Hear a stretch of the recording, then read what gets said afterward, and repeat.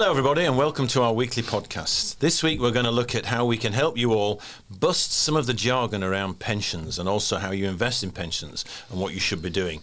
I'm reasonably reassured that hopefully you'll all have seen this jargon and be dealing with it because you hopefully are all making provision for your retirements. But to help us along the way, I'm joined today by two of my colleagues, two qualified advisors.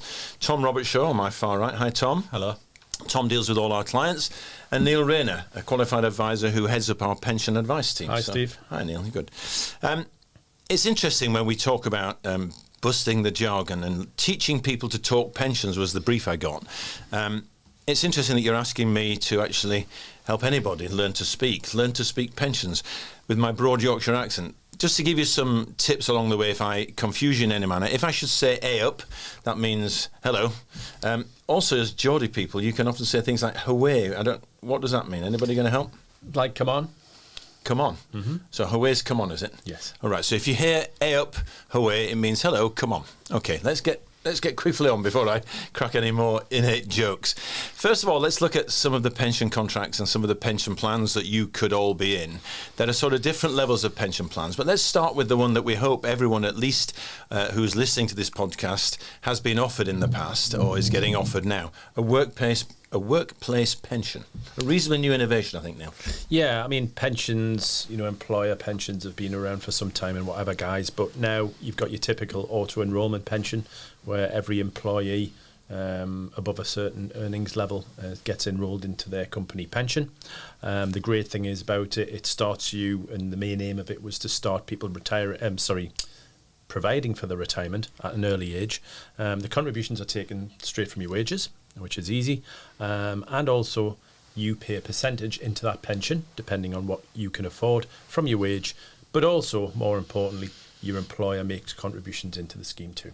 Okay, so let me just get my head around that. So this is something that your employer will offer you, and we're going to come on to different types of employer schemes in a minute, but you should all be getting offered this through your employer. Yes. Auto-enrolment, that means you're automatically enrolled into the pension. Okay, yeah. So if you don't want to be part of it, you have to specifically opt out. Right, okay, good. So This is something it's offered, and unless you say you don't want it, you're going to get it. The employer's going to contribute a little bit, and you are too. Correct. That seems pretty simple. Yeah. Right. We're going to move on now, Tom, because it's helping my understanding of pensions too. A personal pension.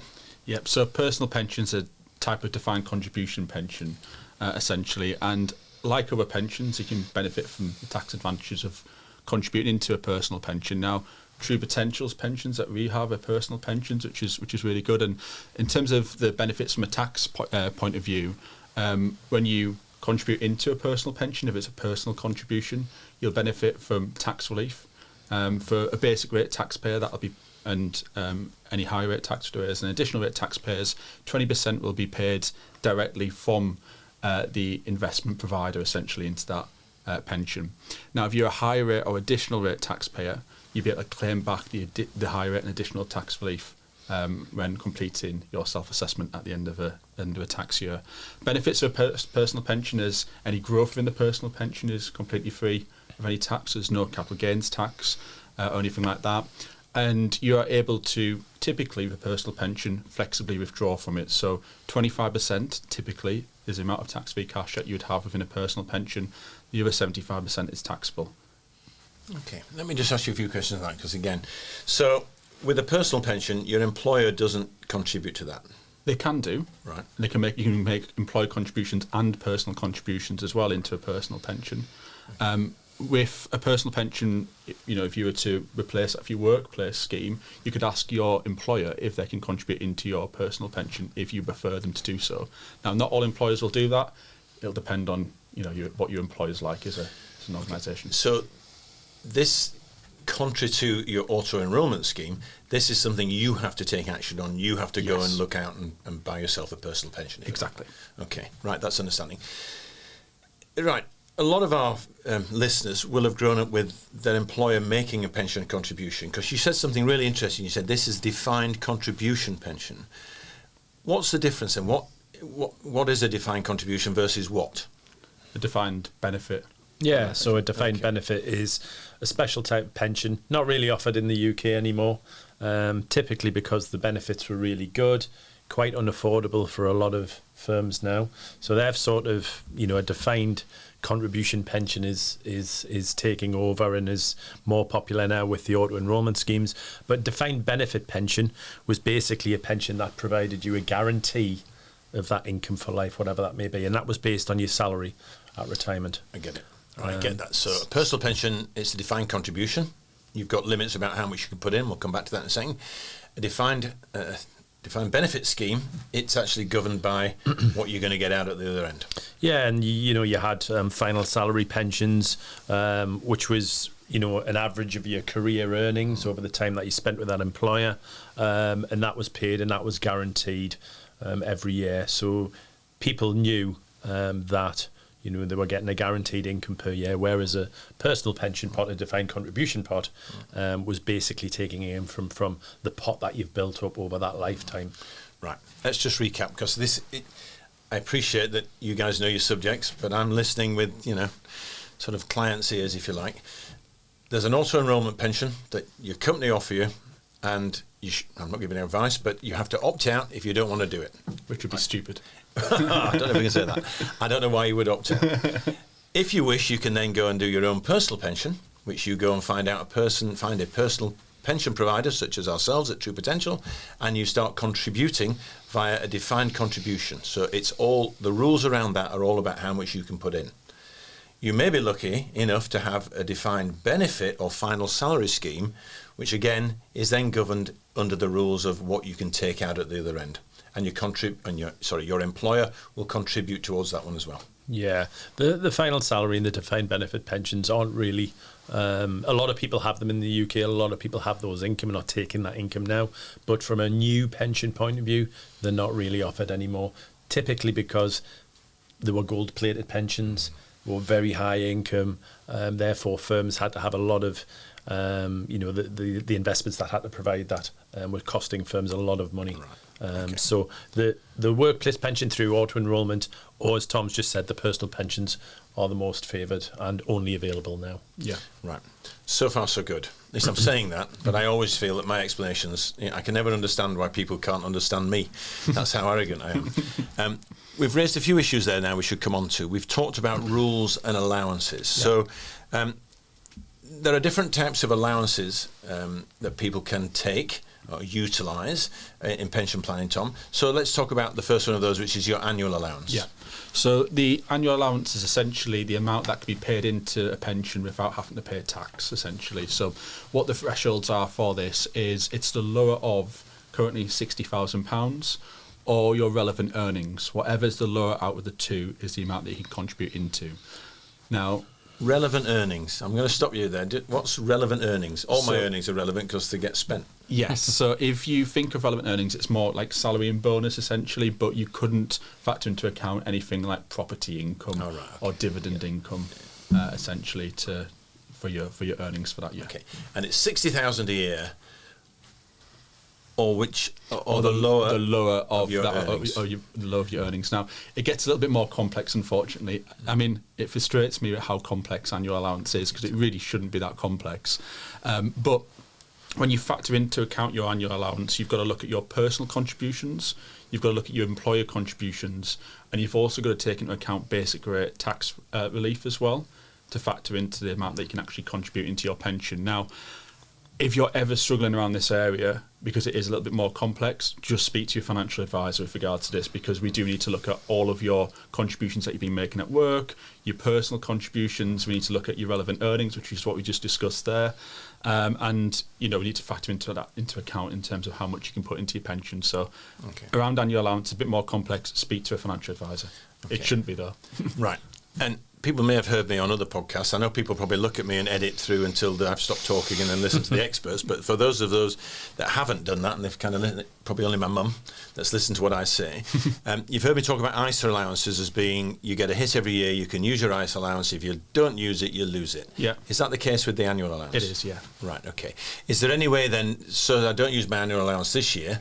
Is there any way, Neil, that I could, or Tom, whichever wants to answer it, any way I could sweep up some of my old allowances? So you can essentially, but what you'd have to do is you'd have to be earning above the current annual allowance, which is £60,000. So say, for instance, you were earning £80,000, you could potentially use carry forward from previous allowances up to your relevant earnings of 80,000 for that tax year. So again, it's a little bit more complicated. We'd have to look at previous years' allowances which have been unused, but you can only go up to the amount that you've earned for that tax year, essentially. Right. From that's including personal contributions. Now, I appreciate everybody. It is starting to get quite complex and complicated. Something as simple as just having an annual allowance is actually getting quite complex. So just to reassure you all, we're at the end of a line, we're online, at the end of a phone, we're here, so you can consult us at any time. Now, I've heard of something, here we go, called taper relief. And I can never quite I've read about it, Neil, I've looked at HMRC's guidance on it, and, I'm struggling with what that's about. Yeah, I mean, obviously the government isn't going to just allow you to put as much money into your pension regardless of how much you earn. So they've introduced something called a tapered allowance, been around for quite a few years, and it's the amount that you can contribute into your pension each year, but it won't affect the majority of people. It only affects high earners, and that's from around 200,000. So if you're earning 200,000 a year, up to the max, I think, which is £260,000 a year, it actually reduces the annual allowance of what you're allowed to use. So you actually lose for whatever you go over. It's quite a complicated calculation, but you lose £1 for every £2 that you contribute, and it can reduce your allowance. So in a case of that, I would say definitely speak to a financial advisor, because we do have pension technicians who work at True Potential. We've got, as Tom just said before, we've got a lot of chartered, Tom being chartered, we've got a lot of qualified advisors who deal with this every day. So, if you're not sure, give us a call. Yeah, I was going to stop you there, because you're right. It's very complex, and you don't want to get it wrong, because there are tax penalties if you get it wrong. Yeah, okay, that's right. So, one question. Once I go to a product provider, a pension provider, and I buy let's take a personal pension. I buy my personal pension. Do I have to stay with that pension provider for the rest of, until I get to retirement? No. Right. So what do I do if I don't want to stay with? So I might be with, I'm not going to name names because it would be totally unkind, but I'm with product provider, pension provider A, and maybe I don't like their investment performance, or something about the features of that product I don't like. What do I do? Can I transfer mine to some other person, or what? Yeah, I mean, there's a lot of pension companies, us being one of them, in the UK. And, like you said, you might not like the specifics of how that pension works. You may not like their funds. You may not like their management style.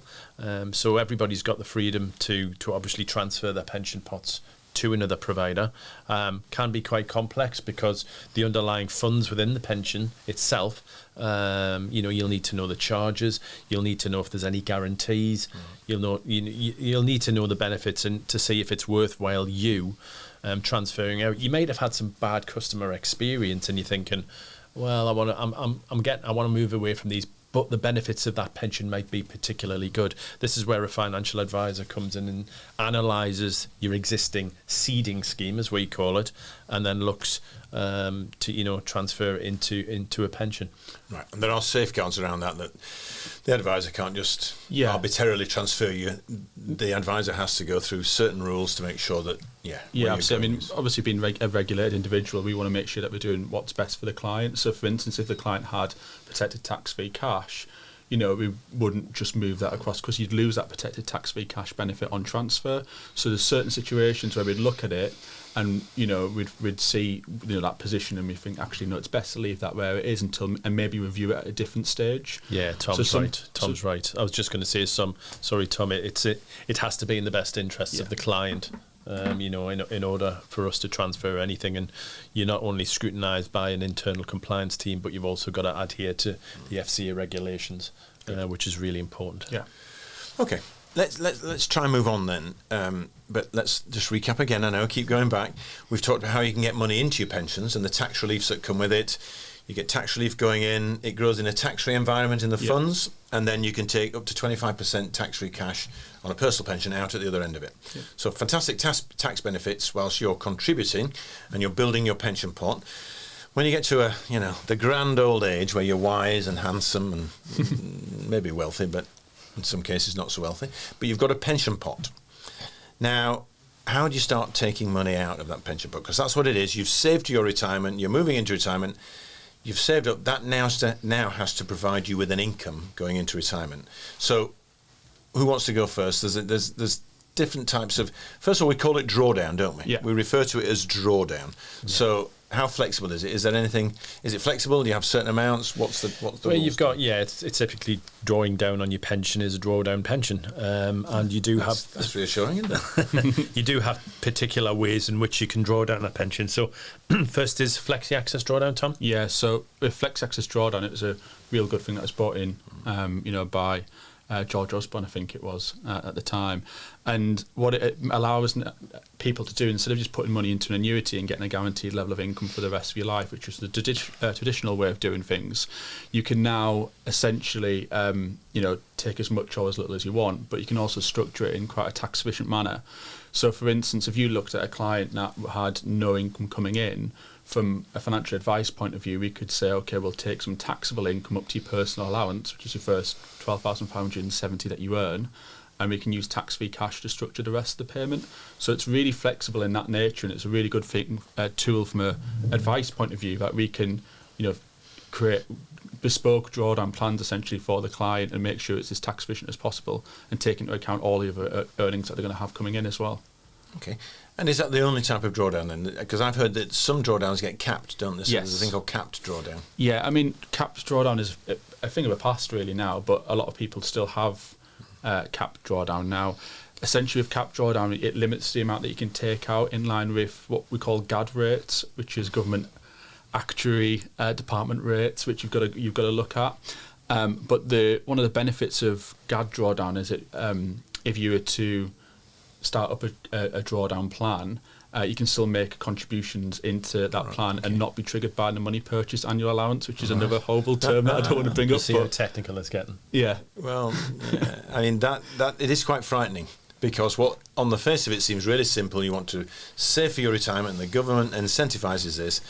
But then the rules are, and we're trying to bust the jargon today, but I suspect we're probably raising a lot of questions. Yeah, we're here, as I keep saying, to answer. I'm not, but these gentlemen and their teams will be here to answer any questions you wish at any time. But you've really got to take care on the journey, because if you get it wrong, it can be quite punishing.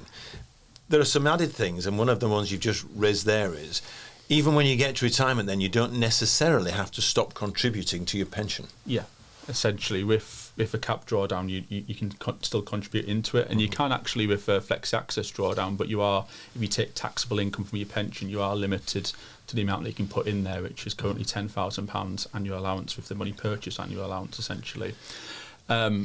So with coming back to sort of capped drawdown, it's not something that you can currently open a new cap drawdown plan. It is a thing of the past, right. Essentially. And again, if you've got that sort of plan, speak to your financial advisor about it, because you are limited to the amount that you can actually take from those plans. So it might be best to leave it where it is, or it might be best to move it into a Flexi Access drawdown plan, which is the newer version of that. Okay. Now, as an industry, we have some terms that I really don't like, and one of them is small pots, actually. Because what's a small pot, Neil? Well, it's basically, that's what it is, Steve. It's smaller pension pots. So when we talk about the pension tracing service, and a lot of people have been at different jobs through their working life, and sometimes you might have 10,000 in a small pension that you had for a company you worked for 2 years. You may have your big pension, which is going to provide you with the majority of your income. But small pots really are designed as a rule to, allow people who want to take that money out, and the limit on it is up to £30,000. Right. So you don't have to buy things like an annuity, which if you imagine, £20,000 or £10,000 as an annuity, providing all through the rest of your life, would provide a very, very small income. So it gives the opportunity for that individual to take that monetary amount out, in sort of 3 lump sums of £10,000, 3 payments. Okay. So it gives access to the monetary side of it, the lump sum side of it, instead of just providing you with a small amount of income, which is what you would normally do when you take pension income. Well, you've also raised a word there that we need to explain to clients again, isn't it? Now, an annuity. I think a lot of us might be familiar with what an annuity is, because there are so many different varied types of annuity, and people will refer to all types of different incomes as annuities. When I was a bit younger, way back, when you got to retirement, you had to use all of your pension pot by law, by regulation, to go off and buy an income. So before pension freedoms, we'll come on to that, I would have had to go and buy an annuity with my pension pot. But probably was George Osborne, I think. We got so. Pension freedoms, which took away that requirement to buy an annuity. But tell us a little bit more about annuities. Well, not to confuse the two between life insurance and pensions, but annuities are a type of an insurance policy. And what they do is they take your amount of your pension, what you've accumulated at retirement, and it basically gives you a guaranteed income for the rest of your life based on that pot. Okay.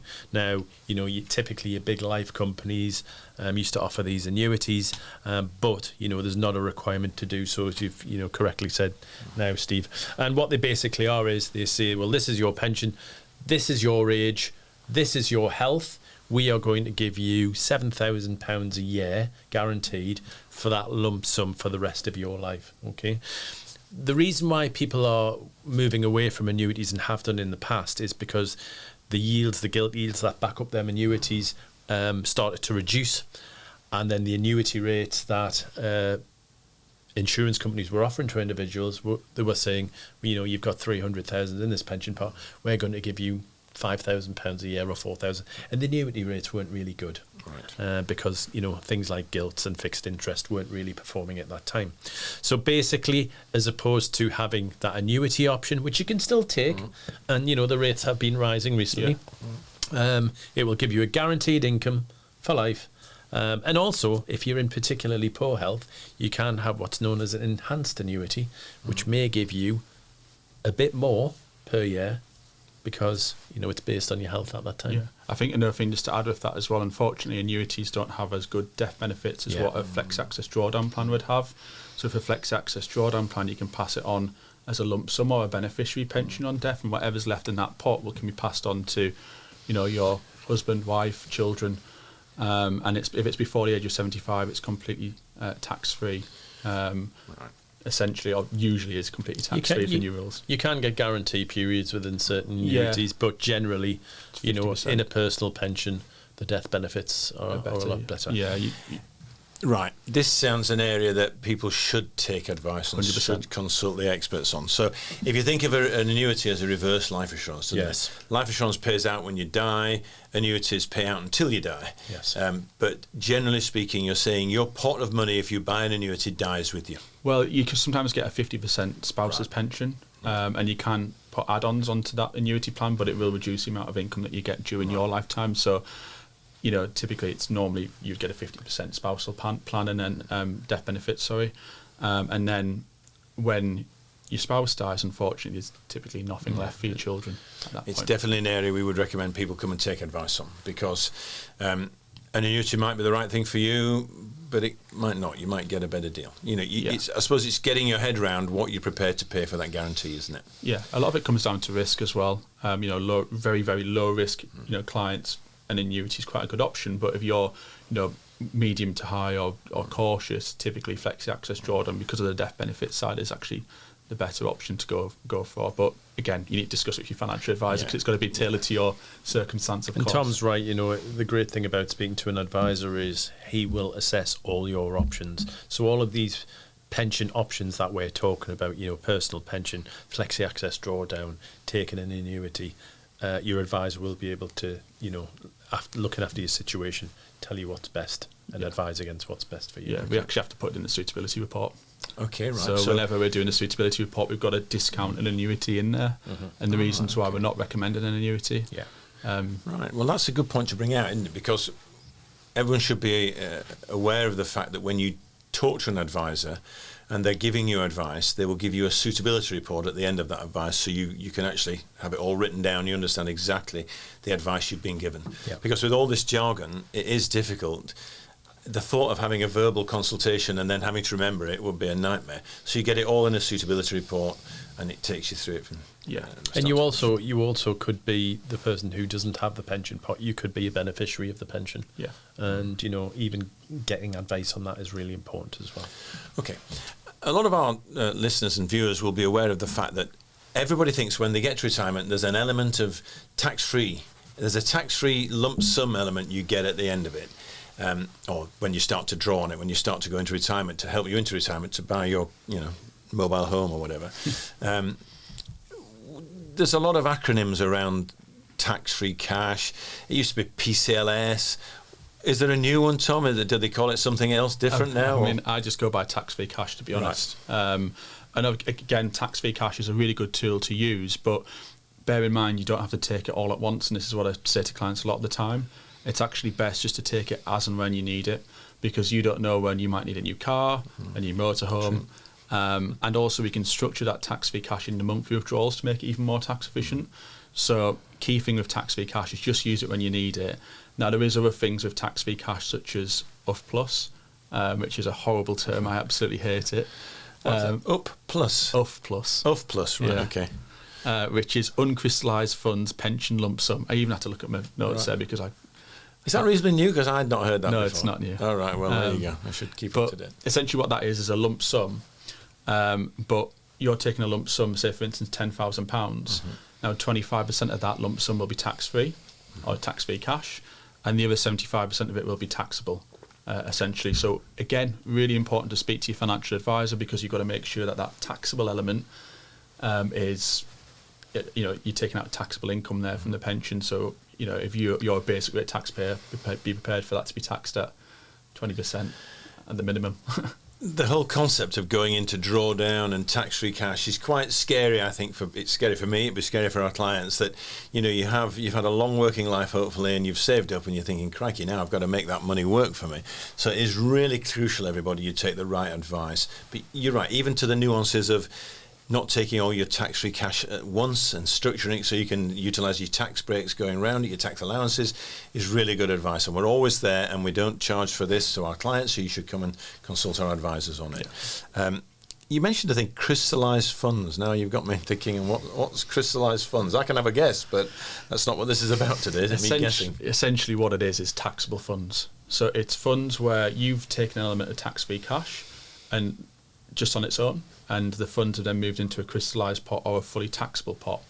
So again, you can use crystallised funds and take from them whenever you want, and a good time to take from them is before you get to sort of state pension age, essentially, or including your state pension, so you can use up your personal allowance a little bit.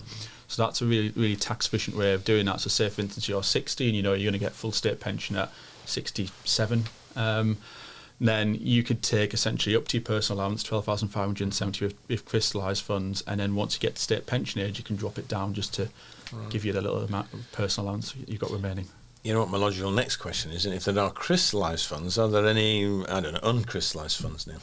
Yeah, basically, if you have any left, if you've not taken them all, they're basically the pension savings that you haven't accessed yet. Yeah, that's quite straightforward, isn't it? Yeah. I know I'm playing the fool here today, and it's not an act, everybody. I play the idiot when it comes to pensions. I think you put me in my place there by just very succinctly telling me what uncrystallised funds are. Yeah, it's basically the opposite. Yeah, so it's very useful. Yeah. We've probably gone far enough, I think, haven't we? Because I do appreciate we're on the journey to try and get rid of some of the myths around pension terminology. But even doing this, we've got into some areas where I'm starting to get a little bit confused. And, our viewers will have the benefit of slowing down, scrubbing backwards and having a look. Please do.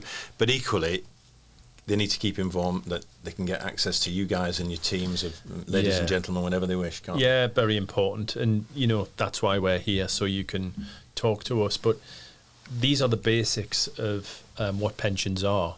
Tom mentioned before protected tax-free cash. That's an example of how certain pensions have other guarantees not discussed here, and certain, guaranteed annuity rates. It could be a lot of things in that pension. So what we would just say is, if you're unsure, give us a call. Book in an appointment with a financial advisor, and we will give you best advice. And I think with us, we try to, our pensions are as flexible as possible, and we try to make it as simple as possible. But unfortunately, other providers don't, and they've got quite old policies, and that's where you certainly need help from a financial advisor, you know, understanding the terminology that they use, because there's a lot of providers out there which use even a lot worse terminology than some of this here. Don't want to name names, so. No, exactly. We shouldn't.